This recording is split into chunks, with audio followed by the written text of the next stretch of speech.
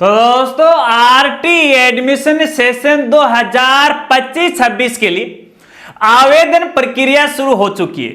लेकिन आवेदन करने से पहले स्कूल साथियों को और अभिभावक साथियों को कुछ विशेष बातों को ध्यान में रखना है।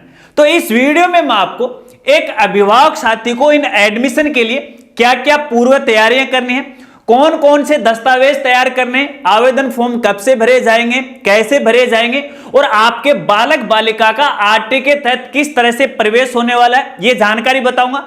और इसके साथ साथ स्कूल साथियों को इन एडमिशन के आवेदन फॉर्म भरने से पहले है अपने पीएसपी पोर्टल पे कुछ बदलाव करने हैं और कुछ विशेष बातों को भी ध्यान में रखना है, वो भी आपको बताऊंगा। इसलिए जो वीडियो है वो दोनों ही प्रकार के साथियों के लिए बहुत ही खास होने वाली है। देखिए वीडियो थोड़ी लंबी बन सकती है लेकिन एक एक बात आप सबके लिए इंपॉर्टेंट है। नमस्कार साथियों, मैं हूं आपका अपना साथी राजगुरु जी। तो दोस्तों ऐसे अभिभावक साथी जो अपने राजस्थान की किसी भी प्राइवेट स्कूल में अपने बालक बालिका को आरटी के तहत बिल्कुल फ्री में पढ़ाना चाहते हैं सेशन 2025-26 के लिए, तो उनकी आवेदन प्रक्रिया शुरू हो चुकी है। तो सबसे पहले तो यहां पे देखिए अभिभावक साथियों के लिए जानकारी देता हूं, फिर आगे हम स्कूल साथियों के लिए है वो बात करेंगे। लेकिन आगे बढ़ने से पहले एक बात पहले ही क्लियर कर देना चाहता हूं। देखिए फिलहाल सेशन 2025-26 के लिए आरटी की आवेदन प्रोसेस वो शुरू नहीं हुई है, यानी आवेदन फॉर्म भरना फिलहाल शुरू नहीं हुए हैं।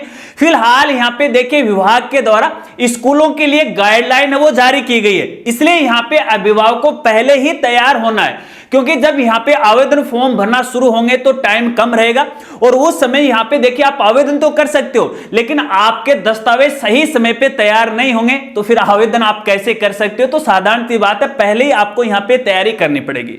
तो क्या क्या तैयारी करनी है जरा गौर से वो सुन लीजिएगा, आपकी जानकारी के लिए बताना चाहूंगा। देखिए आरटी के तहत अपने राजस्थान में किसी भी प्राइवेट स्कूल में 2 कक्षाओं में यहां पे है एडमिशन होता है। अब देखिए पहले तो अपन एलकेजी यूकेजी वगैरह वगैरह बोलते थे, आजकल इसे PPP3 PPP4 PPP5 वो बोलते हैं। तो यहां पे देखिए जिस स्कूल की जो एंट्री कक्षा होगी वहां पे हर स्कूल में 2 एंट्री कक्षाएं रखी गई हैं, वो PPP3 हो सकती है या फिर फर्स्ट क्लास भी हो सकती है।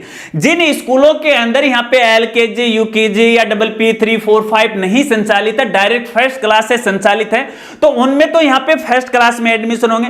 लेकिन जिन स्कूल में PPP3 भी संचालित है और फर्स्ट तो वैसे ही संचालित है, तो ऐसे स्कूल में PPP3 में भी प्रवेश होंगे और फर्स्ट क्लास में भी यहाँ पे प्रवेश होंगे। अब यहाँ पे देखिए फर्स्ट क्लास में एडमिशन के लिए बच्चे की जो सबसे बड़ा जो क्राइटेरिया होता है ना, वो उम्र का होता है, एज का होता है। तो फर्स्ट क्लास के लिए जो एज यहाँ पे विभाग के द्वारा रखी जाती है वो 6 से लेकर 7 साल के बीच में बालक बालिका होना चाहिए।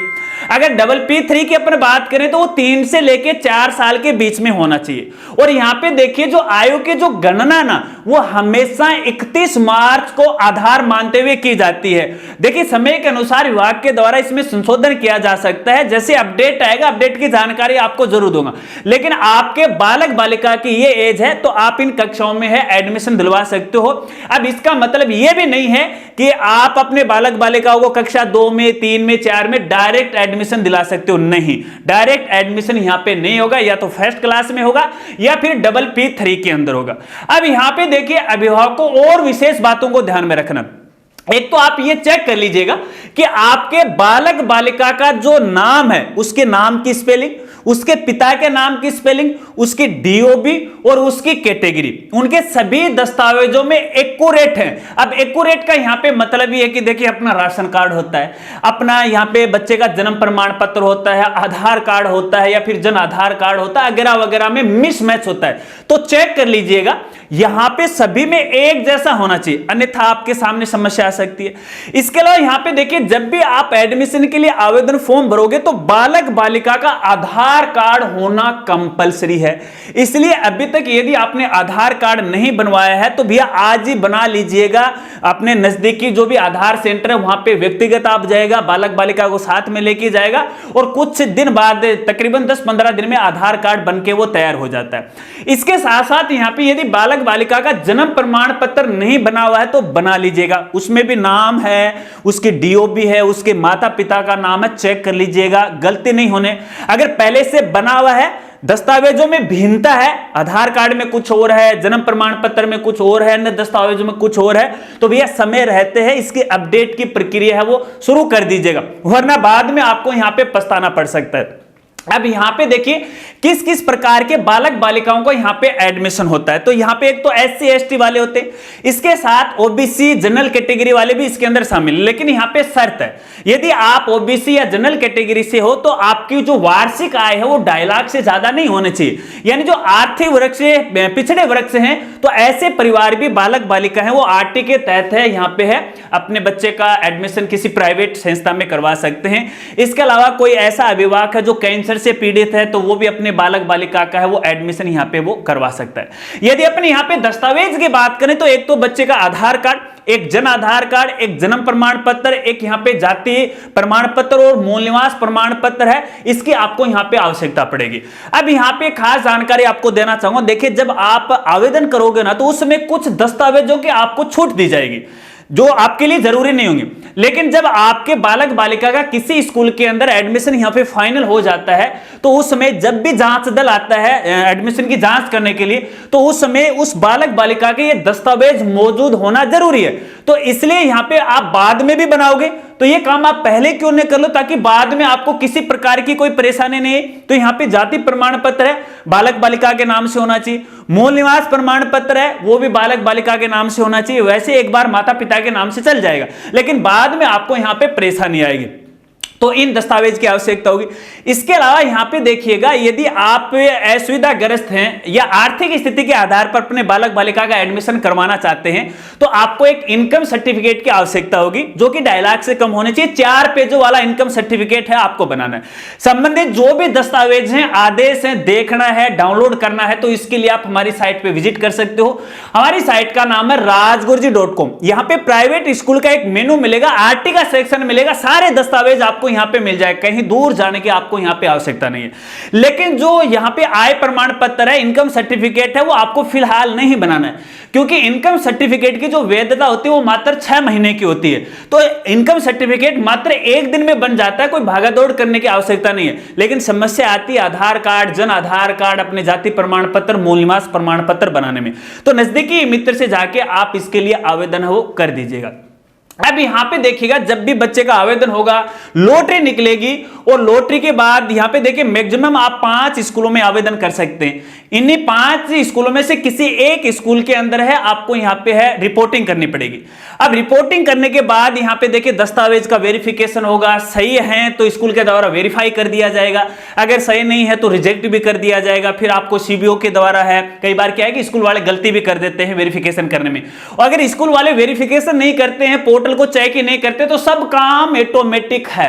अब इसका मतलब यह नहीं कि स्कूल वाले अपनी मर्जी से किसी भी बालक बालिकाओं को RT के तहत प्रवेश दे सकते हैं, ऐसा नहीं है। सब काम ऑटोमेटिक है पोर्टल के हाथ में, ना तो निदेशालय कर सकता है, ना DO कार्यालय कर सकता है, ना स्कूल वाले कर सकते हैं। तो ये आप कमेंट भी नहीं करना कि सर कोई ऐसा कर सकता है, ये बात मैंने आपको पहले ही है वो बता दी है, ठीक है। अब इसके साथ साथ जो भी समय के साथ अपडेट आते रहेंगे अपडेट की जानकारी देता रहूंगा। शर्त इतनी सी है मेरे साथ आपको जुड़कर रहना पड़ेगा, जो भी अपडेट आएंगे वीडियो के माध्यम से दूंगा।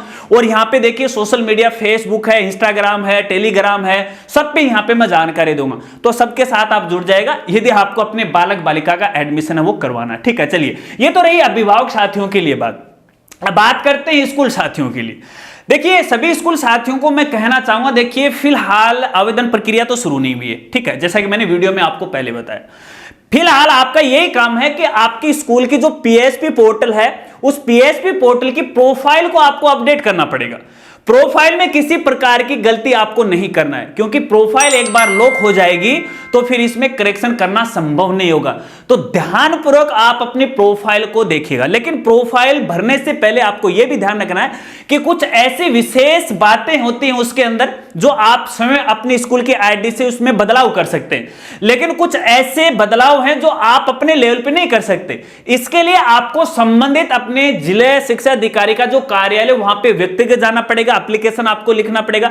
जैसे आपका कोई ब्लॉक चेंज हो गया या फिर आपकी ग्राम पंचायत चेंज हो गई, वो बदलाव करना चाहते हैं, या फिर आप अपने स्कूल की एंट्री क्लास को चेंज करवाना चाहते हैं, तो ये सारे काम हैं आपको जिला शिक्षा अधिकारी कार्यालय से आपको करवाने पड़ेंगे, लिखित में देना पड़ेगा। हालांकि ये जो काम है वो उनकी आईडी पर भी नहीं है, लेकिन वो अपने संबंधित डिपार्टमेंट को मेल करेंगे और वहां से वो आपकी प्रोफाइल में बदलाव करवा देंगे। इसके लिए मान्यता के दस्तावेजों की आपको यहां पे आवश्यकता पड़ेगी।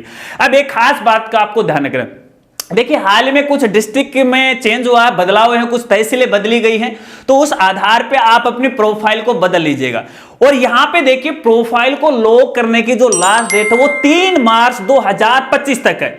इस तक आपको प्रोफाइल लॉक करना है। अगर बाद में नहीं करोगे तो ऑटोमेटिक आपकी प्रोफाइल लॉक हो जाएगी। अब वो सही है गलत है उसके जिम्मेदार आप खुद रहेंगे, ठीक है। इसमें यहां पे यदि डाइस कोड में कोई गलती है तो भैया आप संबंधित डीओ कार्यालय से संपर्क कीजिएगा।